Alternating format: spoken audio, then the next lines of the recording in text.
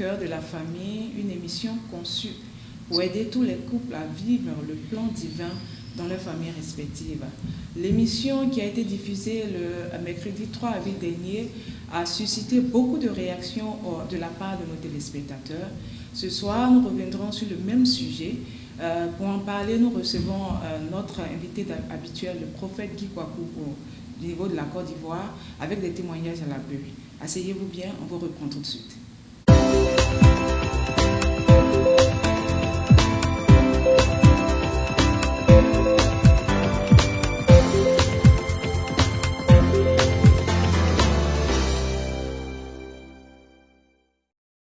Nous sommes de retour sur notre plateau. Je suis avec mon mari, mon époux, mon amant, mon ami.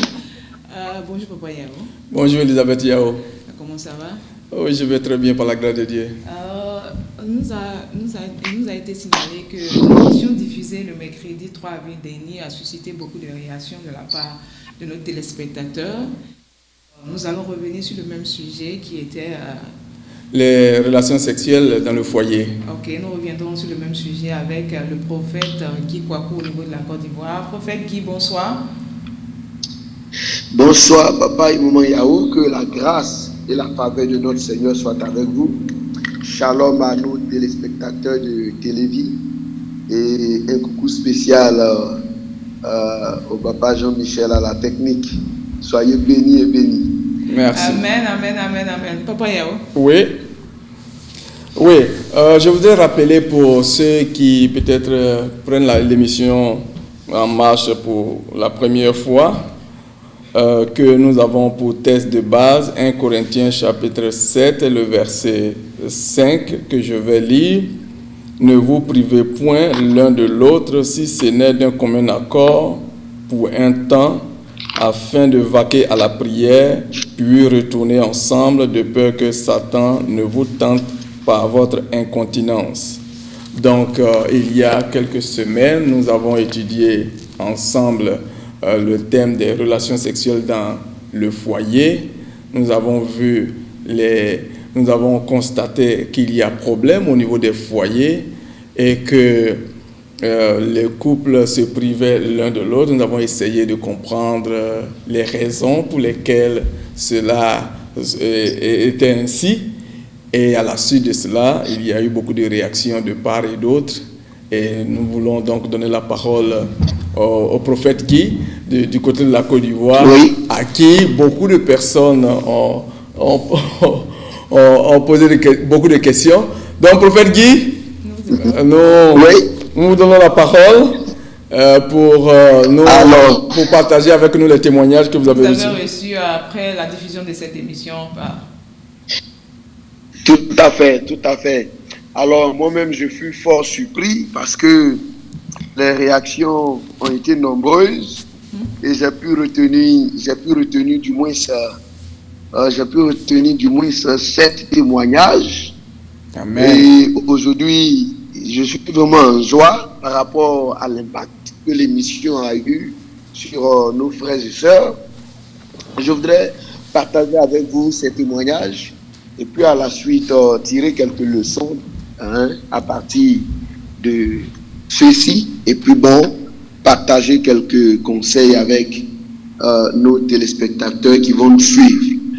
Alors, j'étais là et puis le premier coup de fil que je reçois, c'est un frère qui me fréquente il y a un peu longtemps. Il m'appelle et puis me dit, mais homme de Dieu, est-ce que tu sais pourquoi je t'appelle ce matin? Je reconnais que j'étais un peu perplexe et en attente. Je dis, mais je ne sais pas. Il me dit, j'ai écouté votre émission sur Télévie. Là, je vais rendre gloire à Dieu parce que je ne suis pas encore marié. Mais de ce que j'ai entendu à partir de cette émission-là, je sais déjà comment me préparer par rapport à mon mariage car je suis fiancé. Amen. Et le frère va me dire, la partie qui m'a marqué, c'est lorsque nous parlions et que nous disions dans le foyer, Prophète Guy, ce n'est pas encore un... Prophète Guy, oui? Je voudrais savoir si vous avez mis les micros, l'écouteur plutôt. Est-ce que vous avez mis les écouteurs? Non, je n'ai pas mis l'écouteur aujourd'hui. Parce qu'avec les écouteurs, on a un meilleur son. Actuellement, il y a un petit écho. Je ne sais pas si c'est de votre côté. Mais si vous avez la possibilité de mettre les écouteurs... D'accord, j'ai mis l'écouteur. Ok. Donc, allons-y. Le son est bon avec l'écouteur? Oui, avec l'écouteur, c'est bon. On peut aller. Voilà. Donc, le me dit, voilà, j'ai été béni parce que, en réalité, ça me permet de mieux me préparer. Et la partie qui m'a marqué, c'est lorsque vous disiez que même dans le foyer, ce n'est pas encore un acquis. Il faut faire encore la cour à madame, il faut préparer la journée. En tout cas, lui, il a été édifié par les conseils et les astuces qui ont été donnés lors de l'émission. Ça, je peux même dire son nom sans cacher parce que j'ai dit qu'il y avait la suite, il m'a dit que je pouvais même citer son nom. Il s'appelle le frère Kanda Emmanuel. Amen. Et puis, le deuxième témoignage qui va me marquer, c'est le témoignage d'un pasteur. Le pasteur m'appelle et puis il me dit, mais prophète dit, mais je vis la même chose que toi dans mon foyer et tu as été capable d'en parler sur un plateau de télévision. Alors que moi, je ne sais même pas comment faire. Et je suis là, je souffre. Et je ne sais pas à qui s'adresser. Il me dit, il y a du feu dans mon foyer. Et quand j'ai écouté l'émission, j'ai dit, mais tiens, ça ne sert à rien de se voiler la face, d'être un pasteur, de bien me présenter devant le peuple et de souffrir à la maison. Mieux vaut en parler. Et il m'a appelé, il s'est libéré, il a parlé. En tout cas, il est rentré dans tous les détails de comment il souffrait. Il m'a même choqué en me disant parfois, il peut passer 1 an sans rapport sexuel. Oui, sans rapport sexuel. Ça, c'est parce grave. que parce que soit madame a des difficultés, ou madame se plaint chaque fois de brûlure, et lui, il n'arrive pas souvent à la satisfaire. Donc vraiment, où on le voyait là, à l'intérieur de lui, il se consumait. Et quand il a entendu, il a écouté l'émission et il a entendu le témoignage que j'ai rendu par rapport à mon cas. Oui. Et les différents cas sur le plateau, ça l'a marqué. C'est un ami pasteur dont je vais taire le nom, mais vraiment son témoignage m'a aussi beaucoup édifié.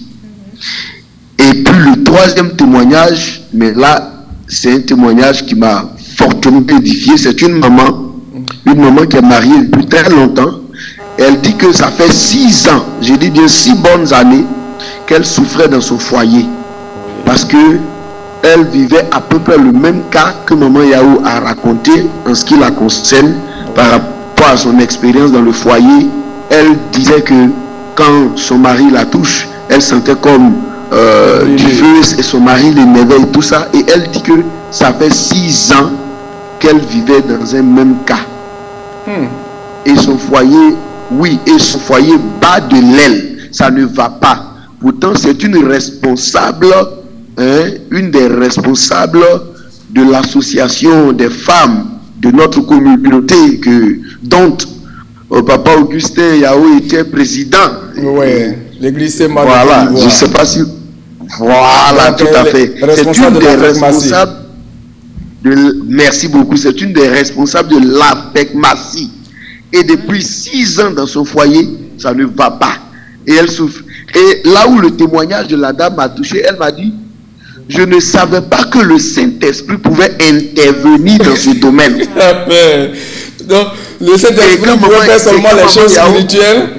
Le Saint-Esprit était préoccupé à faire les choses spirituelles. Ne pas ces choses-là parce que et on ne peut pas l'inviter dans les affaires de rapport sexuel.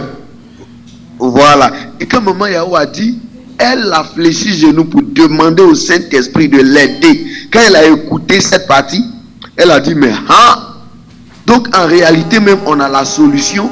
J'avais la solution et je courais de gauche à droite pour aller à l'hôpital ou bien l'indigénat me traiter, mais ça n'allait pas. Alors que le Saint-Esprit m'avait été donné pour régler ce problème. Amen. Et elle m'a dit, elle m'a dit, homme de Dieu Guy, dès ce soir, je fléchis les genoux devant le Saint-Esprit pour régler mes problèmes de 6 ans. Amen. Et je lui ai dit que ce samedi, nous reviendrons sur l'émission. Elle m'a appelé en cours de journée pour dire, depuis qu'elle m'a appelé et puis elle a commencé à prier, en tout cas, la paix est en train de revenir, la restauration est en train de revenir. Parce que, miraculeusement, les démangeaisons, les brûlures, les douleurs, elle ne les ressent plus depuis ces 3 jours après avoir écouté l'émission. Amen. Ça m'a vraiment touché. J'ai dit, waouh, c'est que Maman Yao nous a vraiment donné la solution miracle, quoi. Le recours au Saint-Esprit dans le traitement, dans toutes choses. Et puis, le 4e témoignage, c'est un autre pasteur. C'est un autre pasteur qui a décidé de se confier après avoir écouté l'émission. Amen. Voilà. Si vous vous souvenez très bien dans l'émission, nous avons dit que le fait de se priver l'un de l'autre pouvait conduire à l'adultère, à soit monsieur a sorti et aller voir dehors. Or, ce n'était pas la solution. C'est pas ça. Et lui, en tant que pasteur, il avoue que il était parti dehors. Il était parti dehors. Mais après avoir écouté l'émission, il a compris qu'il était en erreur parce que il a manqué de communication avec sa femme, de compréhension. Il a manqué d'amour. Et ça, il se confessait devant moi en me le disant ça. J'ai réalisé combien de fois l'émission avait eu vraiment un impact. Amen. Un impact salvateur. Amen. Un impact salvateur sur plusieurs milliers de personnes. Amen. Et il me dit, prophète dit, je sors de chez toi, je rencontre ma femme, je lui demande pardon, et puis nous reprenons les choses là où, à cause de mon insistance, je les avais laissées. Amen. Donc vraiment, hier vendredi, il m'a appelé en coup de genou, il était tout heureux. Amen. Il m'a dit qu'il est parti. Amen. Il a demandé pardon à madame. Et madame était surprise de voir son mari qui, d'habitude autoritaire, c'est le pasteur, c'est l'homme de Dieu. Et qui connaît 1 Corinthiens 7. Et qui vient l'imposer. Surtout notre verset de base, qui était son argument le plus fort sur lequel il tenait. Il a réalisé qu'en fait, dans le fond, il fallait communiquer et puis essayer d'arranger la situation. Amen. Et donc, l'adultère n'était pas la solution. Amen. C'est vraiment son témoignage m'a marqué, ce 4e témoignage. Et puis, le 5e témoignage, c'était le témoignage d'un frère de l'église qui m'a appelé pour me dire qu'en tout cas, lui, il n'était pas allé dehors, mais il était prêt à aller dehors. Parce qu'il ne pouvait plus supporter de dormir les nuits tout en colère et de se réveiller le matin, le visage sombre, assombri. Oui. Et quand on lui demandait qu'est-ce qui se passe, il n'arrivait pas à donner des explications parce que madame lui avait tourné le dos la nuit. Donc il en avait marre et il était prêt à aller dehors. Oui. Mais après avoir écouté l'émission, et les témoignages que nous avions rendus de nos expériences personnelles, il a dit, mais tiens, c'est qu'en réalité, la solution est dans la parole de Dieu. Amen. La solution est dans les mains du Seigneur. Et si des personnes que nous voyons comme exemple, comme modèle, ont pu donner leur témoignage sur la place publique, c'est qu'en réalité, mon cas aussi peut changer. Et le frère a su soir son projet, j'allais dire son projet d'adultère. Ça m'a marqué parce que j'ai réalisé que en fait Dieu s'est saisi de l'émission pour vraiment sauver ce frère et son foyer. Et barrer la route au diable et au démon. Oui. Vous bougez les mains lorsque vous parlez, ça fait du bruit chaque fois ici. Ah, d'accord. En fait, je suis tellement touché, la joie m'envahit. Donc je bouge. Ah oui, vraiment, ce sont des témoignages édifiants, touchants. On ne peut que dire merci au Seigneur. Grâce au Seigneur. Et bénir le frère Jean-Michel aussi, en même temps, qui nous donne l'occasion de parler à toute l'équipe. À toute l'équipe de Télévie qui est à nos côtés, qui nous soutient. En tout cas, que la grâce du Seigneur nous soit communiquée tous. Parce qu'on n'aurait pas pu toucher ces personnes-là autrement si ce n'était pas par le canal de cette émission. Oui. Vous pouvez continuer. Tout à fait. Tout à fait. Donc, je termine avec le 6e témoignage. C'est une sœur qui dit qu'après avoir écouté l'émission, elle avait des mangeaisons au niveau des parties intimes. Et puis, elle avait de fortes douleurs au niveau du bas-ventre. Et puis, c'est comme si, quand elle avait des rapports avec son mari, elle sentait toujours des brûlures et des douleurs. Mais après avoir écouté l'émission, elle a imposé sa main et voici la prière qu'elle a prononcée. Et c'est la prière là même qui me marque dans son témoignage. Elle dit: Saint-Esprit, toi qui as visité la présentatrice de cette émission, Amen, et qui l'a guéri, Amen, et qui l'a guéri, si tu as le même Saint-Esprit qui envoie, viens me guérir. Et aujourd'hui, moi-même, j'irai vers mon mari, que je témoigne après. Alléluia. Donc elle m'a appelé, elle dit, elle est partie vers son mari, elle n'a rien senti. Amen. Je vais trembler à ton Seigneur là. Amen, amen, amen. Voilà, donc vraiment, tu as marqué l'émission par le secret que tu nous as révélé en disant que le Saint-Esprit t'avait aidé à résoudre le problème. Mais le Seigneur nous a dit qu'il viendra pour nous enseigner en toutes choses. Il a dit toutes choses. Donc, voilà. On doit exclure encore d'autres choses alors qu'il a la solution à tout. Voilà. Nous sommes vraiment édifiés. Tout à fait. Nous sommes édifiés par ces nombreux témoignages. Amis téléspectateurs qui nous suivaient, qui vont nous suivre, qui nous suivaient actuellement, nous vous demandons si vous avez des témoignages à partager, vous pouvez nous appeler. On va demander à la réalisation de mettre un point de contact, une adresse. On peut nous joindre facilement. C'est une émission qui est conçue pour vous, couples, pour vos familles. Exprimez-vous librement, n'ayez pas honte. Au Seigneur, on n'a pas honte. Dites ce que vous avez sur le cœur, ce que vous vivez dans vos foyers. Nous n'avons pas, nous, la solution, mais la solution se trouve là, dans la parole de Dieu. Tout est ici. Et avec le Saint-Esprit, on croit que le Seigneur fera le miracle qu'il faut dans vos vies. Papa Yao, nous allons continuer. Oui, nous allons continuer, Prophète Guy. Après tout ce que nous venons d'écouter, essayons de voir ensemble. Qu'est-ce qu'on peut faire? Qu'est-ce que l'Église doit faire pour aider les frères et les sœurs, les différentes familles qui souffrent? On voit que même de la tête du pasteur au fidèle, tout le monde souffre. Qu'est-ce qu'il faut faire? Alors moi je dis que la première solution, initier des temps d'enseignement et de prière. Amen. Pour éduquer les couples, même les fiancés, quant à ce sujet sensible dans le foyer. Ça, c'est la première solution. Parce que la Bible dit, vous connaîtrez la vérité et la vérité vous affranchira. Amen. Le manque d'enseignement sur ce sujet, le manque de connaissances sur ce sujet fait que nous sommes là, nous souffrons, nous mourons, et puis le diable s'en saisit et détruit nos foyers, détruit nos couples, détruit totalement nos familles. Ça, c'est l'Église doit initier ce temps-là d'enseignement pour ôter le voile. Parce que le sujet semble tabou, il faut la connaissance pour ôter le voile. Oui, la tradition africaine, surtout la tradition africaine, nous a dit ces choses-là, on n'en parle pas. Sur la place publique. Les enfants ne doivent pas en entendre parler. Et donc, on grandit.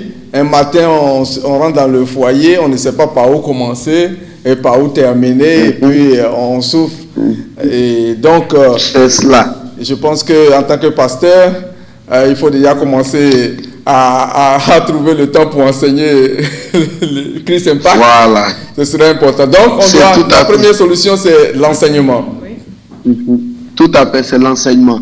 Et la deuxième solution, je l'adresse directement aux couples, aux familles, c'est de véritablement être des communicants, des complices et des amis dans le foyer.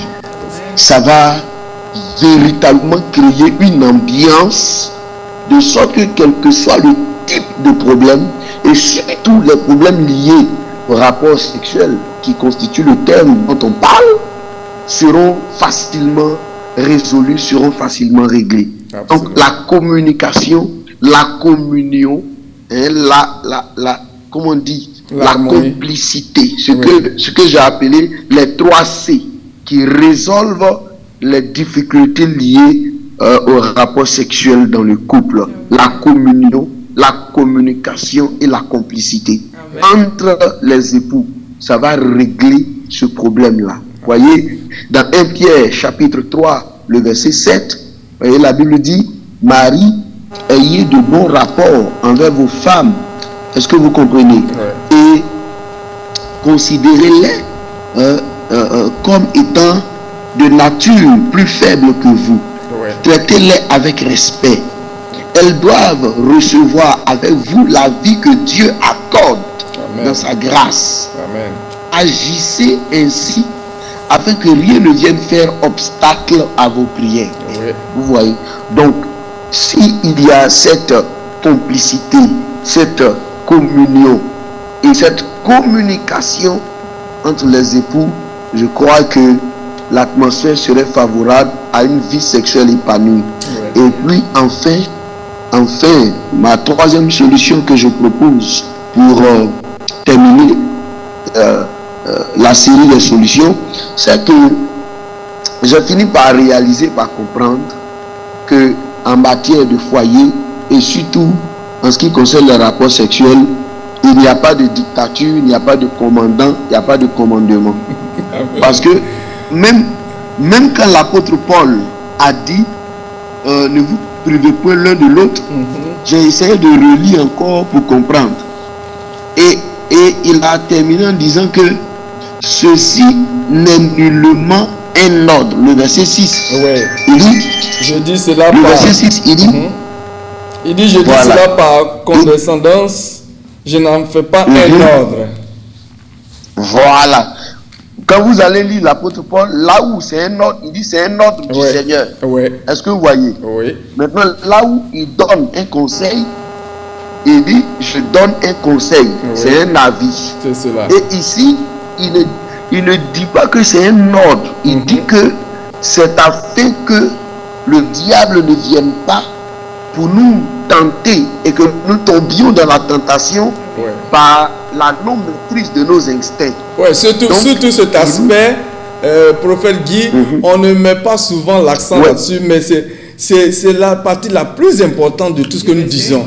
C'est la conclusion. Parce que en réalité, on a poussé beaucoup de personnes dans les mains de l'ennemi. On m'a parlé du nom de Dieu qui était impuissamment. Il va en tournée, il peut faire 1 semaine, 2 semaines, 1 mois. Quand il revient, il veut toucher sa femme. Madame dit non.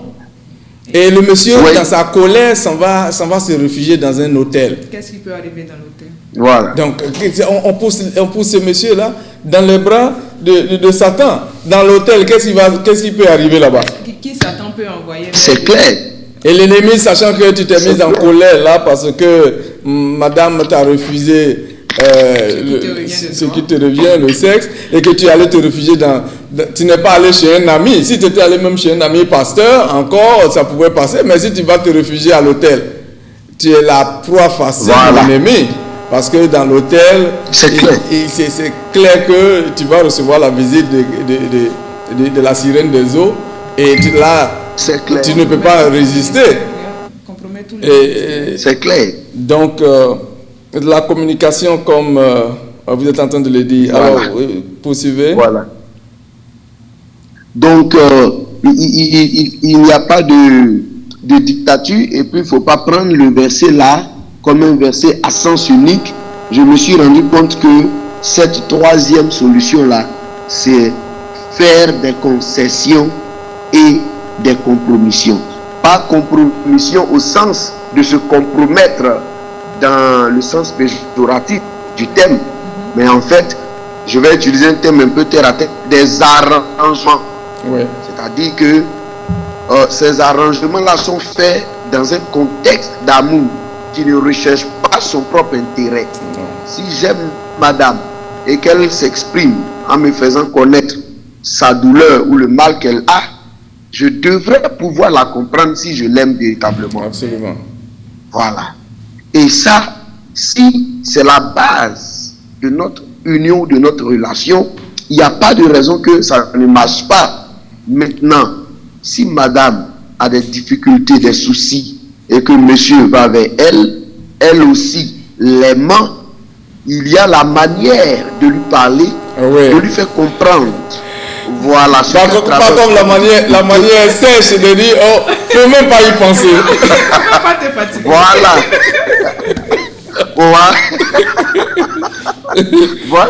Voilà. Quand c'est comme ça, vous êtes désarmé. Et voilà. Puis, la colère, hein? la colère. Voilà, déjà tu es en colère. Voilà, faut pas dire, non, aujourd'hui, il ne faut même pas te fatiguer, il ne faut même pas commencer, mais il ne faut même pas essayer. Voilà. Donc, la manière dont madame parlera à monsieur, dans la douceur, surtout que les femmes, hein, vous êtes l'incarnation de la tendresse, de la douceur, de l'affection, de l'amour. Je pense que il y a toutes les manières à votre disposition pour pouvoir faire comprendre à monsieur ce qui est en train de se passer. Quelque part même, une dame, pasteur, a recommandé que même quand tu ne peux pas, mais tu peux même, façon de parler, de toucher monsieur, peut faire en sorte que le type, si véritablement il t'aime, et que votre relation est fondée sur l'amour, à la fin, les choses vont bien se passer. Il y aura une atmosphère bon enfant, et puis une bonne ambiance, une belle ambiance, et puis la famille s'en porterait mieux. Okay. Et je termine en disant que, vous allez m'excuser, je termine en disant que la quatrième solution, ah d'accord, la quatrième solution, c'est la prière, la prière, la prière et la prière. Amen. Parce que, voilà, c'est dans la prière que nous résolvons toutes choses. C'est dans la prière que nous réussissons à résoudre tous les soucis. Vous voyez, presque la moitié des témoignages que nous avons entendus ont été touchés par le cas de Maman Yahou qui a fléchi les genoux par rapport à la situation qu'elle traversait. Et ça, c'est la prière. Voyez-vous? Et un couple qui prie ensemble, c'est un danger pour le monde, la sirène des eaux. C'est un danger pour Satan, c'est un danger même pour tout esprit malin qui voudrait s'introduire entre eux. Chez nous, on dit que c'est quand le mur est fendu que le lézard rentre ou le cafard rentre. Yes. Mais si le couple fléchit les genoux et que la prière est à la base, à partir de ce moment-là, ils sont dans la disposition du psaume 127 qui dit que si l'Éternel ne bâtit, celui qui bâtit, bâtit en vain. Si l'Éternel ne garde ou ne veille, celui qui veille, veille en vain. Or, la prière fera que Dieu sera à la base, sera le fondement, le socle de ce foyer. D'accord. Finalement, Prophète Guy, nous avons compris la prière, le temps qui nous est imparti est terminé. Je pense que on pourrait peut-être revenir encore une fois de plus sur l'émission. Par rapport aux réactions que nous recevons après cette diffusion de cette émission. Amis téléspectateurs, ça a été un plaisir pour nous de savoir que le peu que nous faisons ici avec vous, ici, a de l'impact sur votre vie, sur votre foyer. C'est une joie immense qui nous anime de savoir qu'en écoutant au cœur de la famille, Dieu arrive, Dieu opère des miracles dans vos familles respectives. En tout cas, soyez bénis, que la paix, la grâce du Seigneur soit sur chacune de vos familles respectives. On se retrouvera certainement la prochaine fois pour une autre émission. Soyez bénis. Bye bye.